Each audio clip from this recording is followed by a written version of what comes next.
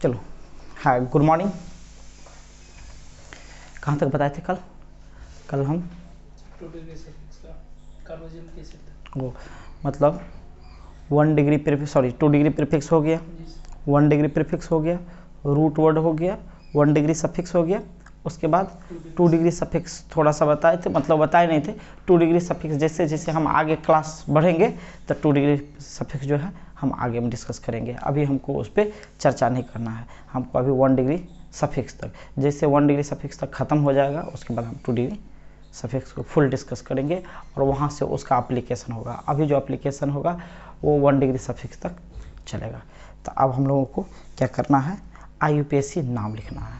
तो इससे पहले जो भी क्लास बताए हुए थे सबको क्या करना है, याद बढ़िया से कर लेना है, ठीक है। अब के बाद जो भी होगा उसको समझना है गौर से। चलिए हम लिखते हैं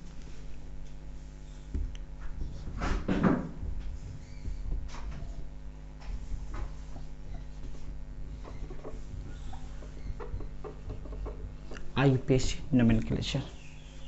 नोमेनक्लेचर का हिंदी होता है नामकरण। चलिए,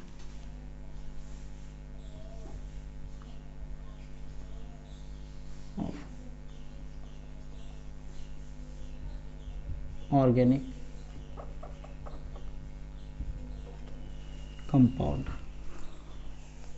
ऑर्गेनिक कंपाउंड का हम लोग IUPAC नामकरण करेंगे। चलिए, जब भी हम IUPAC नाम लिखना चाहेंगे किसी भी कंपाउंड का तो हमको 3 स्टेप फॉलो करना होता है। कितना स्टेप फॉलो करना होता है? 3 स्टेप। लिखते हैं यहाँ पे, वाइल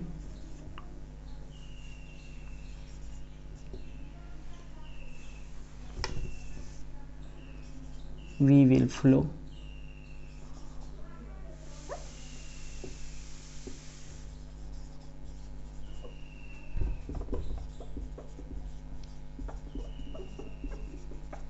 स्टेप्स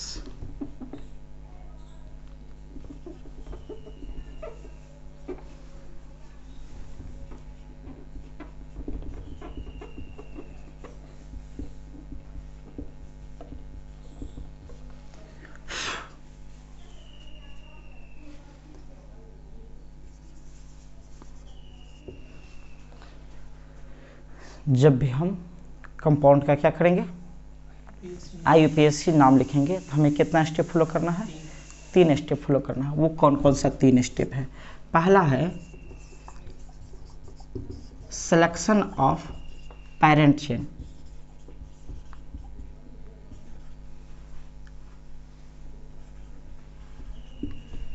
शॉर्ट में इसे PC लिखते हैं। क्या लिखते हैं? PC, मतलब पेरेंट चेन। मतलब पेरेंट चेन चुनना है। सबसे पहले क्या करना है? पेरेंट चेन चुनना है। और दूसरा है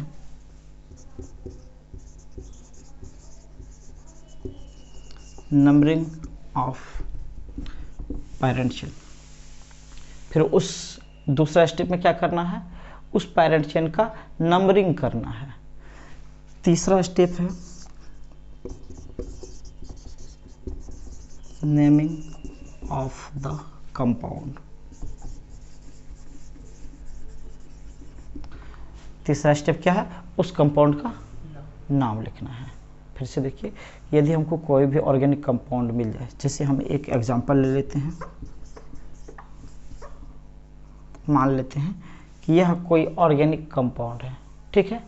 इसका मुझे नाम लिखना है। क्या करना है? इसका नाम लिखना है। तो सबसे पहले मुझे क्या करना होता है कि इस कंपाउंड का पेरेंट चेन चुनेंगे। पेरेंट चेन क्या होता है अभी बताते हैं। सबसे पहले पेरेंट चेन चुनना है, उस पेरेंट चेन का फिर से नंबरिंग करेंगे। नंबरिंग कैसे होता है उसका भी रूल है, उसके बाद नाम लिखना है। तो सबसे पहले अब हम जो जिक्र करेंगे पेरेंट चेन चुनने का, कि पेरेंट चेन कैसे चुना जाता है। चलिए, पहला हेडिंग मारना है आपको,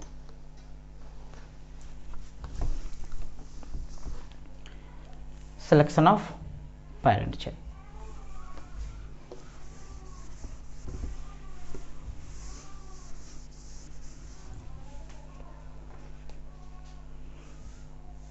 सिलेक्शन ऑफ पेरेंट चेन। सबसे पहले हम एग्जाम्पल लेते हैं।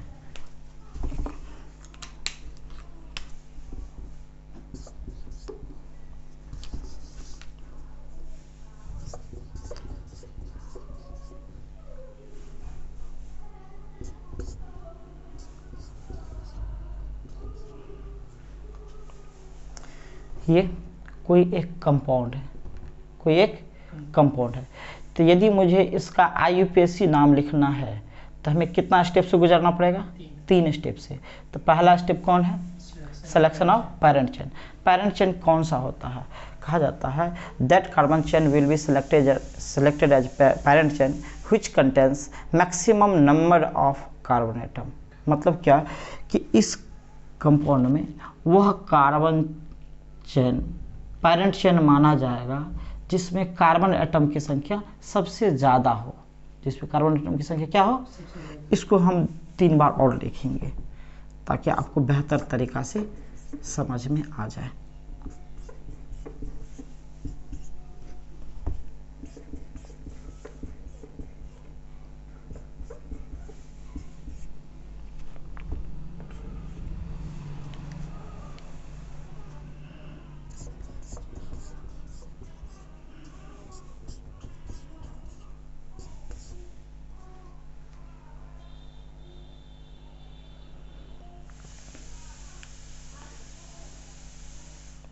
देखिए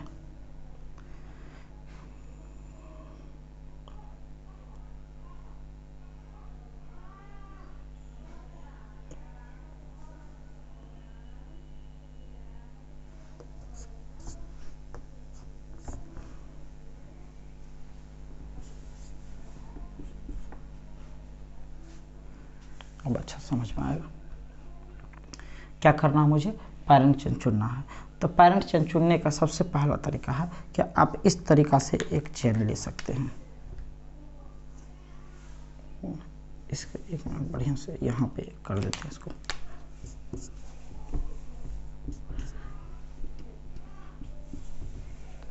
तो समझाने में अच्छा रहेगा। ज़रा सा देखिए, एक चेन आप इस तरीका से कार्बन का बना सकते हैं, स्ट्रेट चेन। एक चेन आपका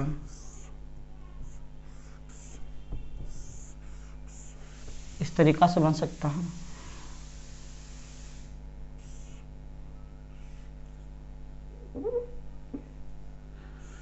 दूसरा आपका इस तरीका से बन सकता है। तीसरा आपका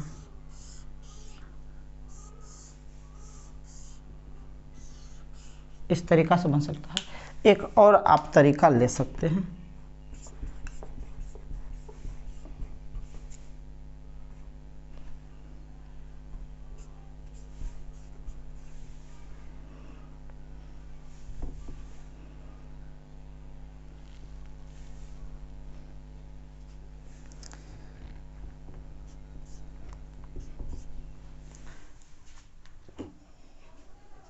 लाइट चला गया।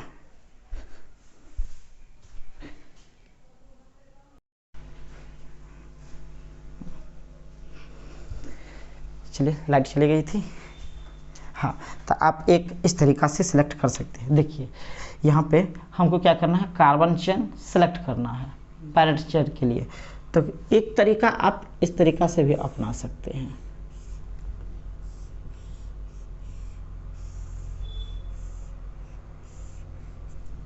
इस तरीका से भी अपना सकते हैं। तो फिर से सुनिए कि पैरेंट चेन कौन सा चेन होता है? वह कार्बन चेन पैरेंट चेन में सेलेक्ट किया जाएगा जिसमें कार्बन एटम की संख्या मैक्सिमम हो। लेकिन इसका एक इम्पोर्टेंट पॉइंट है कि वो या तो स्ट्रेट हो सकता है या ब्रांच भी हो सकता है। तो जरा सा देखते हैं, ये एक कार्बन चेन है, ये एक कार्बन चेन है। इस कार्बन चेन में कितना कार्बन है? कितना कार्बन है? 6 कार्बन है। ये एक कार्बन चेन है, इसमें कितना कार्बन है? इसमें 7 है। इसमें कितना है? 6 कार्बन है। और इसमें कितना है? 7 कार्बन है। इसमें कितना है?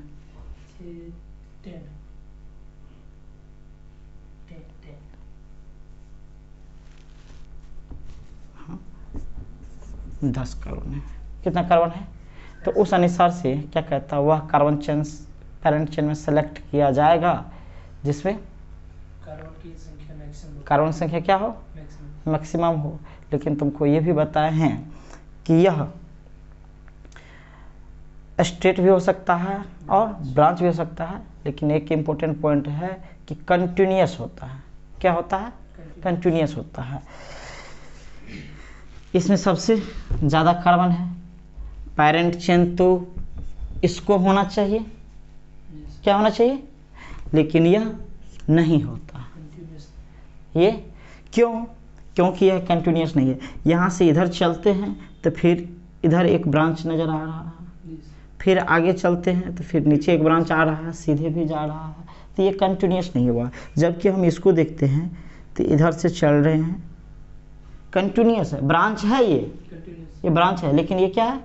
कंटिन्यूअस है। लेकिन इसमें भी ब्रांच है, लेकिन ये कंटिन्यूअस नहीं है। किसी एक पॉइंट से दूसरे पॉइंट तक जाने में मुझे कोई और दूसरा रास्ता नहीं दिखाई देना चाहिए। किसी एक पॉइंट से दूसरे पॉइंट तक जाने में कोई दूसरा रास्ता, जैसे हमको यहाँ से यहाँ चलना है तो एक ही रास्ता मेरे पास है कि नहीं? ये कंटिन्यूअस हुआ। यहाँ से यहाँ तक जाने में एक ही रास्ता, ये कंटिन्यूअस हुआ। यहाँ से यहाँ तक आने में एक ही रास्ता है, ये कंटिन्यूअस हुआ। समझ गया ना? तो ये तरीका ही गलत है, ये तरीका ही, कार्बन की संख्या नो डाउट बहुत ज़्यादा है, लेकिन ये तरीका ही क्या है? गलत है। तो इसको हम पैरेंट चेन में इस तरीका को हम अप्लाई करेंगे ही नहीं।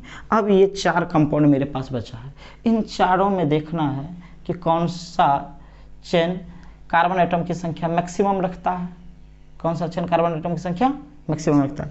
इसमें 6 कार्बन है, इसमें 7 कार्बन है, इसमें 6 कार्बन है। तो 7 कार्बन ये तो हमको पता चल गया इससे ज़्यादा है, ये वाला इससे ज़्यादा है, तो ऑटोमेटिक है ये छट जाएगा। ये क्या हो जाएगा? छट जाएगा। ये भी छट गया।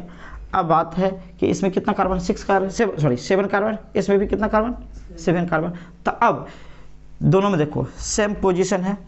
यहाँ पे देखो सेकेंड कार्बन से एक ब्रांच में है कि नहीं? यहाँ पर देखो, यहाँ से चलते हैं तो सेकेंड कार्बन से एक ब्रांच में, दोनों लगभग सेम है। तो पैरेंट चेन, ये तुम्हारा पैरेंट चेन हो जाएगा और ये तुम्हारा पैरेंट चेन हो जाएगा। बात समझ में आ? इसके लिए हम बात कर रहे हैं। ये तुम्हारा पैरेंट चेन नहीं होगा। तो हमको समझ में आ गया क्यों ये पैरेंट चेन होगा। इसलिए होगा क्योंकि इसमें कार्बन की संख्या क्या है? मैक्सिमम है। तो हम यहाँ पे लिखते हैं, इसका पहला रूल होता है सिलेक्शन ऑफ पैरेंट चेन का पहला रूल होता है, हेडिंग मारना है तुमको, selection of parent chain, rule number 1, rule number 1।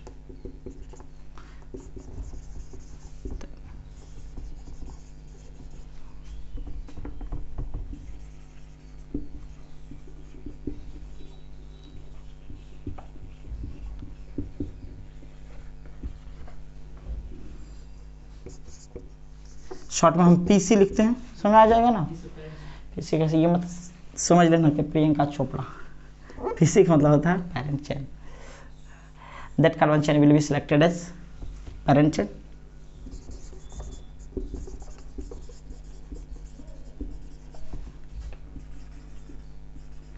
maximum number of carbon atom।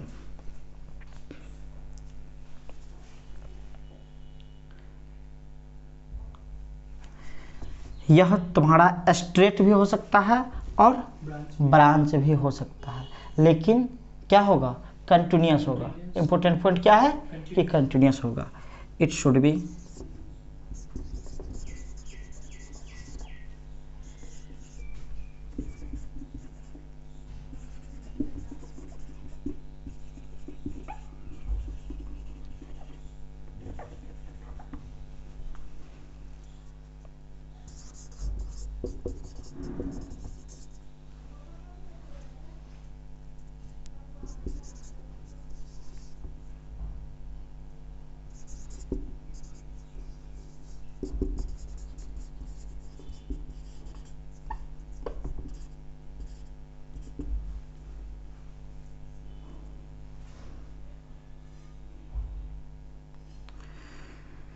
it should be state or branch, but one thing is important.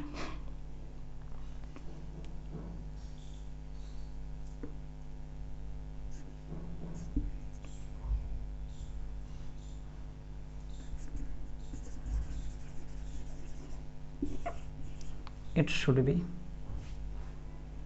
continue. It should be continuous. उतार लो.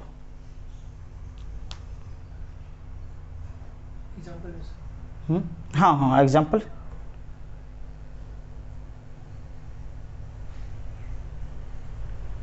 ये line समझ में आया?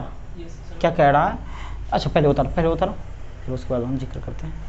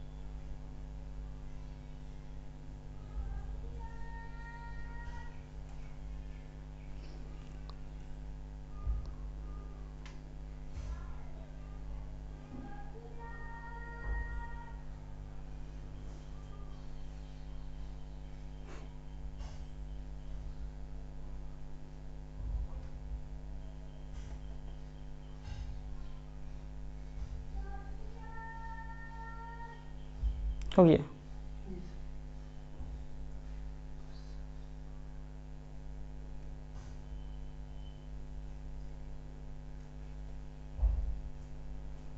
That convention will be selected as PC, which contains maximum number of carbon atom. It should be a state or branch. ये सीधा भी हो सकता है और हो सकता है. वन थिंग इज इम्पोर्टेंट, मतलब एक चीज़ इसका इम्पोर्टेंट है जो क्या है, यह कंटिन्यूस होगा. चलो और हम दूसरा रूल की बात करते हैं.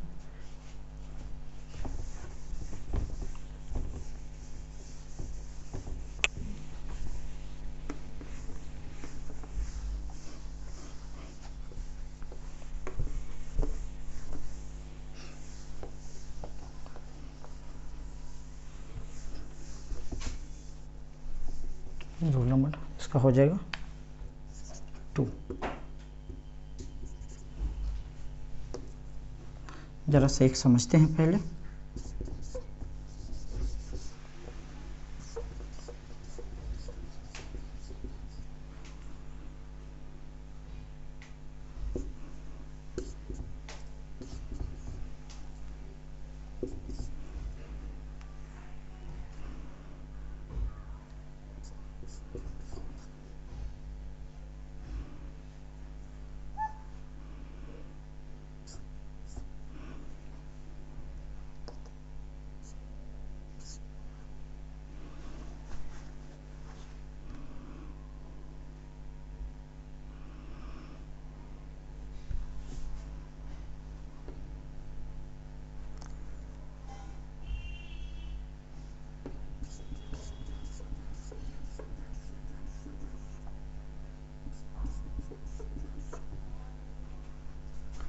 यहाँ लिख देते हैं,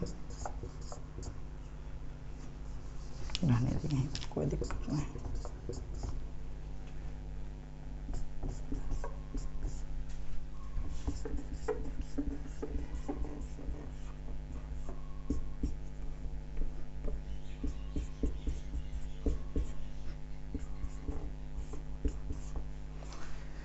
इस तरीका. क्या ये तीनों कंपाउंड सेम है या डिफरेंट है? नहीं, सब सेम है. 1 2 3 4 5 6 7 8 1 2 3 4 5 6 7 8 1 2 3 4 5 ओ यहाँ पर, ठीक है। तीनों कंपाउंड क्या है?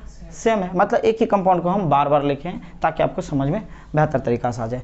मुझे सबसे पहला काम क्या करना है? पैरेंट चेन सेलेक्ट करना है। तो पैरेंट चेन कौन सा चेन होगा जिसमें कार्बन एटम की संख्या मैक्सिमम हो? एक तो तुम्हारा ये चेन बन सकता है, दूसरा क्या,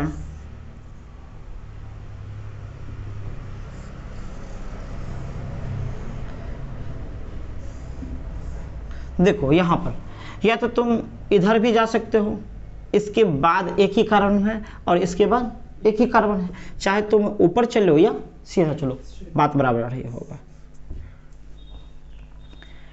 एक तुम्हारा कैसा हो सकता है?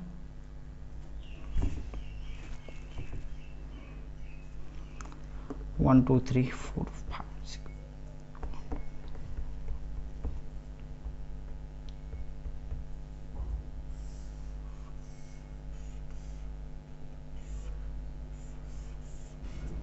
एक इस तरीका से हम ले लेते हैं।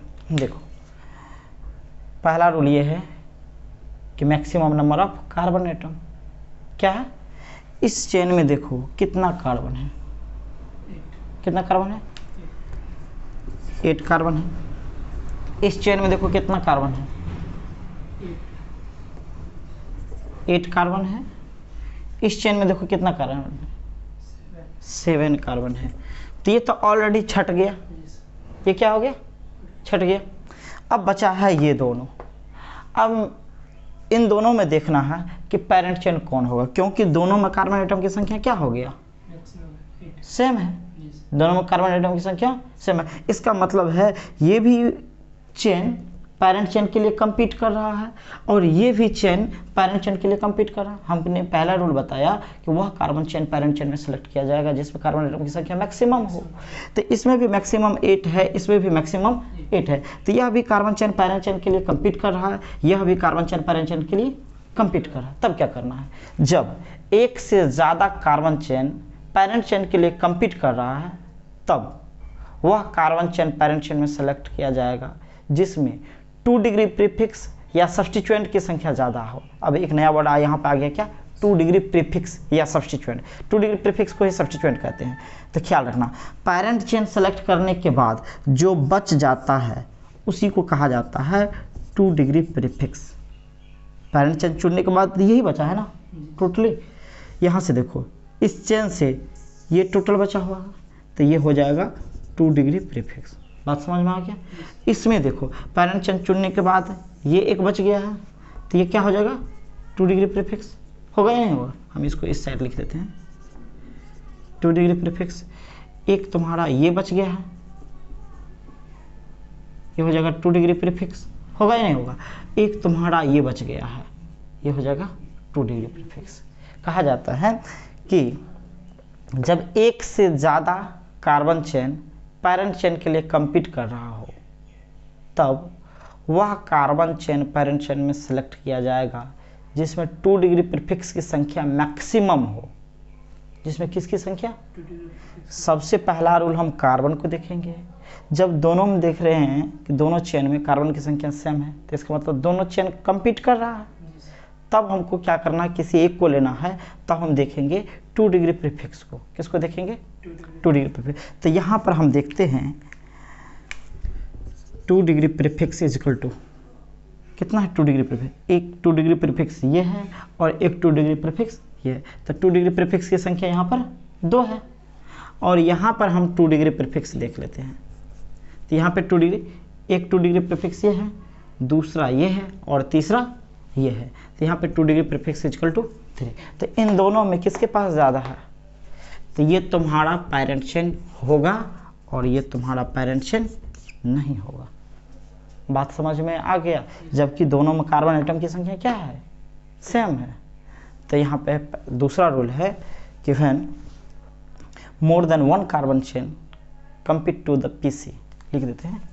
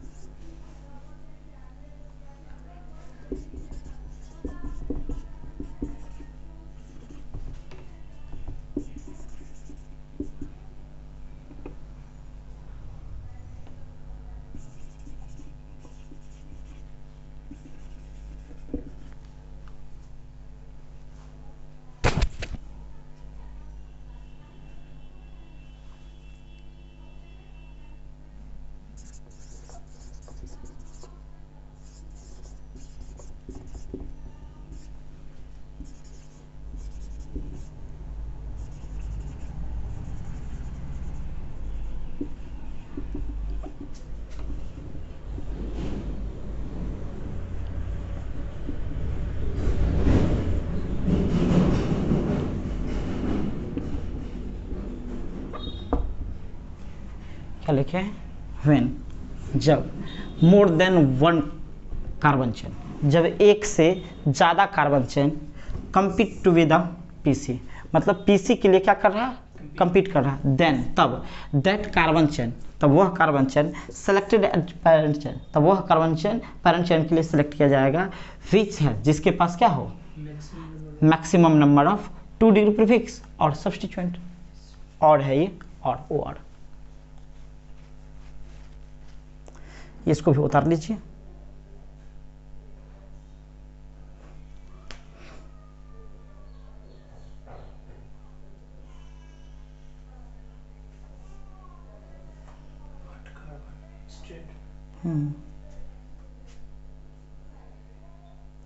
तो नंबरिंग के लिए, सॉरी, पैरेंट चेन के लिए दो ही रूल हुआ, दो ही रूल होता है पैरेंट चेन के लिए।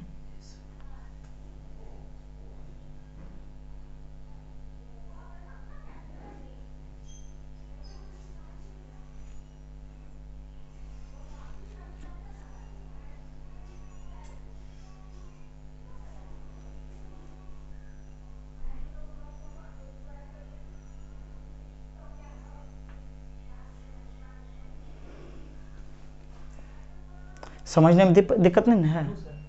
हाँ, दिक्कत हो तो पूछ लेना।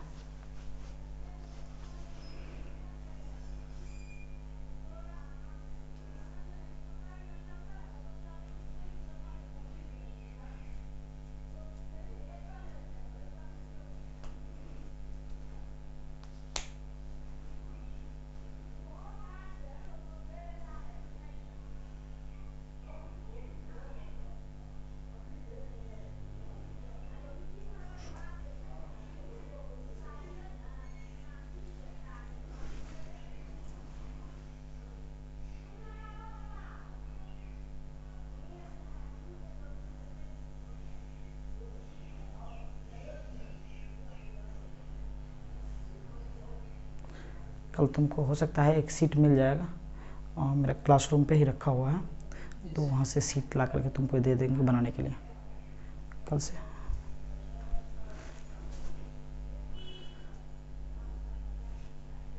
दिख रहा है ना? लास्ट वाले में उसको सिलेक्ट नहीं कर सकते। किसको? तो वो स्ट्रेट नहीं बन पाएगा। कौन? सर वो जो कार्बन बच गया था। क्या इधर? ये उसको सिलेक्ट नहीं कर सकते। हाँ, सबसे पहला रूल तो क्या? पहला रूल है कार्बन एटम की संख्या। पहला रूल क्या है? तो इसमें देखो, इस चेन में 8 कार्बन है, इस चेन में भी 8 कार्बन है, और इस चेन में कितना है? 7 कार्बन है। तो इसलिए ये छट गया, यहीं पे ये क्या हो गया? इससे इस चेन से इस चेन में कार्बन एटम की संख्या कम है, तो ये तो पैरेंट चेन से बाहर हो गया, पैरेंट चेन की कैटेगरी से क्या हो गया? बाहर हो गया। तब इसमें 2 डिग्री प्रीफिक्स को हमको नहीं देखना। पहला इसमें देखो 2 डिग्री प्रीफिक्स कितना हो जाएगा? 4 हो जाएगा। कितना हो जाएगा? 4 हो जाएगा। तो 2 degree prefix equal to, maximum carbon नहीं कर रहा, वो कार्बन को सेलेक्ट नहीं कर सकते थे पैरेंट चेन बनाने में उसको। इसको कैसे? लेकिन वो स्ट्रेट नहीं हो पाएगा। हाँ, स्ट्रेट नहीं हो पाएगा ना। यदि तुम इसको ऐसे कर देते हो तो स्ट्रेट थोड़े हुआ। स्ट्रेट होना ब्रांच आ गया ना, स्ट्रेट ब्रांच भी है, लेकिन ये कंटिन्यूस नहीं हुआ, कंटिन्यूस नहीं हुआ। कंटिन्यूस चाहिए मुझे, ये तरीके गलत हो जाएगा तब।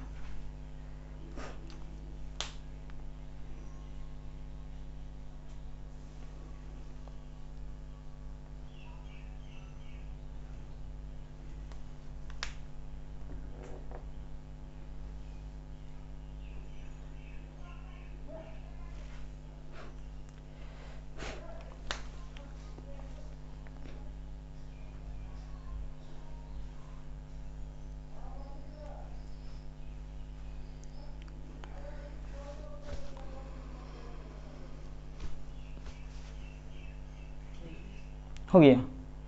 तो चलो एक बनाने के लिए दें, Yes, sir. बना सकते हो? Yes, sir. चलो, तो ये पहला रूल खत्म हो गया, सिलेक्शन ऑफ पेरेंट चेन। अब जो नेक्स्ट रूल चलेगा वो कौन सा चलेगा? Numbering of the parent chain, parent chain की नंबरिंग। तो ख्याल रखना, IUPAC नाम लिखने के लिए मुझे कितना स्टेप फॉलो करना होता है? 3 स्टेप फॉलो करना होता है, जिसमें से फर्स्ट स्टेप क्या है? Selection of parent chain. Second step क्या है? Numbering of parent chain. And third step क्या है? Numbering of the carbon. चलो एक हम स्ट्रेट लाइन वाला लाइन स्ट्रक्चर ले लेते हैं।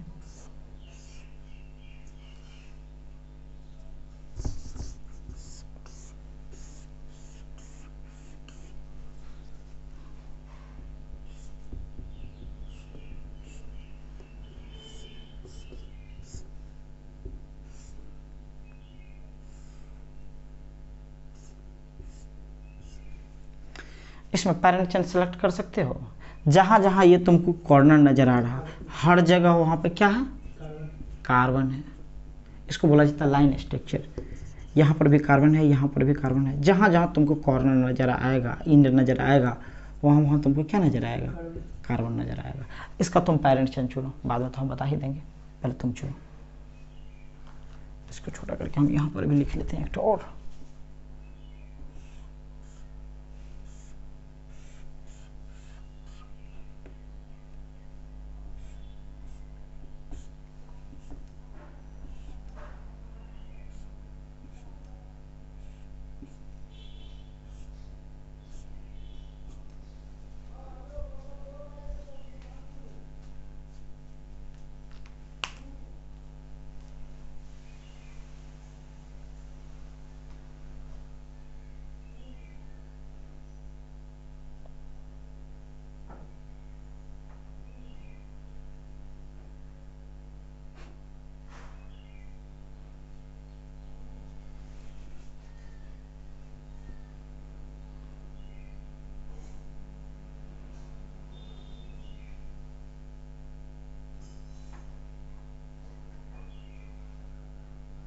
पहला रूल क्या कहता है? Maximum number of carbon atom. कोई दिक्कत नहीं है, स्ट्रेट हो या ब्रांच हो कोई दिक्कत नहीं है। और सेकंड रूल क्या कहता है कि यदि कार्बन की संख्या सेम हो जाए, अब जरा सा देखो, थोड़ा सा यहाँ पर देखते हैं क्या कर 1 2 3 4 5 6 7 8 1 2 3 4 5 ये वाला तो लेंगे नहीं। 1 2 3 4 5 6 7 ये वाला भी नहीं लेंगे क्योंकि मुझे 8 वाला मिल चुका है। एक बार हम इधर से देख लिए 1 2 3 4 5 इधर भी नहीं जा सकते। 1 2 चाहे यहाँ से लो या 1 2 करो यहाँ से या यहाँ से करो, समझोगे ना। 1 2 3 4 5 6 7 8 तो मुझे 2 नज़र आ रहा। एक तो सीधा वाला में 8 कार्बन है, एक इस तरीक़ा से भी मेरा 8 कार्बन है। तो दोनों को हम एक बार लेने का प्रयास करते हैं, दोनों का चेन बनाने का प्रयास करते हैं।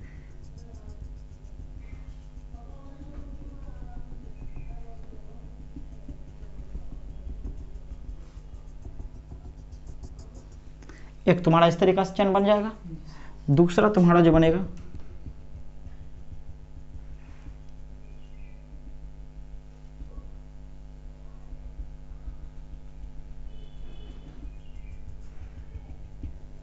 इस तरीक़ा से बनेगा या नहीं बनेगा? बन जाएगा। इसमें कितना कार्बन है? 8 कार्बन है। इस पैरेंट चेन में कितना कार्बन है? इस पैरेंट चेन में कितना कार्बन है? 8 कार्बन है। तो दोनों में कार्बन एटम की संख्या क्या है? सेम है। तो दोनों कार्बन चेन पैरेंट चेन के लिए कंपीट कर रहा है। क्या कर रहा है? कंपीट कर रहा है। जब दोनों कार्बन चेन का पैरेंट चेन के लिए कंपीट कर रहा है तब कौन सा कार्बन चेन पैरेंट चेन में सेलेक्ट किया जाएगा? जिसमें 2 डिग्री प्रीफिक्स की संख्या मैक्सिमम हो। इसमें देख लेते हैं, एक तो ये हो गया, दूसरा ये हो गया, तीसरा यहाँ से ये टोटल हो गया। तो इसमें 2 डिग्री प्रीफिक्स इक्वल टू कितना हो गया? 3। इसमें ज़रा देख लेते हैं, एक तुम्हारा ये वाला हो जाएगा, दूसरा ये वाला, तीसरा, चौथा और पांचवा। इसमें 2 डिग्री प्रीफिक्स इक्वल टू क्या हो जाएगा? 5। तो कौन सा पैरेंट चेन होगा? ये तुम्हारा पैरेंट चेन होगा और ये तुम्हारा पैरेंट चेन नहीं होगा। बात समझ में आ गया ना, कोई दिक्कत? तो ये तुम्हारा पेरेंट चेन सबसे यदि कोई कठिन है तो पेरेंट चेन सेलेक्ट करना, सुना गया ना। यहीं पे बहुत सारा मैक्सिमम स्टूडेंट क्या कर जाता है, गलती कर जाता है, यही सबसे कठिन है। लेकिन इसके बाद कुछ भी है वो बहुत ही आसान है, उसमें कोई दिक्कत झंझट नहीं है। तो यहाँ पे जब भी पेरेंट चेन सेलेक्ट करना है तो हर रूल को ध्यान में रखते हुए, तो अब तुमको कोई ज़रूरी नहीं है, अब तुम सीधे देख करके भी कर सकते हो, कोई ज़रूरी नहीं कि सब कंपाउंड को हम 2 बार 4 बार लिखे ही अब फिर से उसको करें। तो अब तुम इतना भी समझ सकते हो कि इधर से भी 8 आ रहा है और इधर से भी 8 आ रहा है, तब देखना है ऑटोमेटिक माइंड में ही कैलकुलेट करके देखना है कि किस में 2 डिग्री प्रीफिक्स की संख्या मैक्सिमम। समझ आ गया ना, कोई दिक्कत? तो ठीक है, आज इतना ही रहने देते हैं, फिर मिलेंगे नेक्स्ट क्लास में। तब तक टेक केयर, बाय बाय। यदि आपको चैनल अच्छा लगता है तो लाइक करें, सब्सक्राइब करें और इसे शेयर भी कर दें ताकि आपके दोस्त को भी इसका बेनिफिट मिल सके। Thank you, bye bye.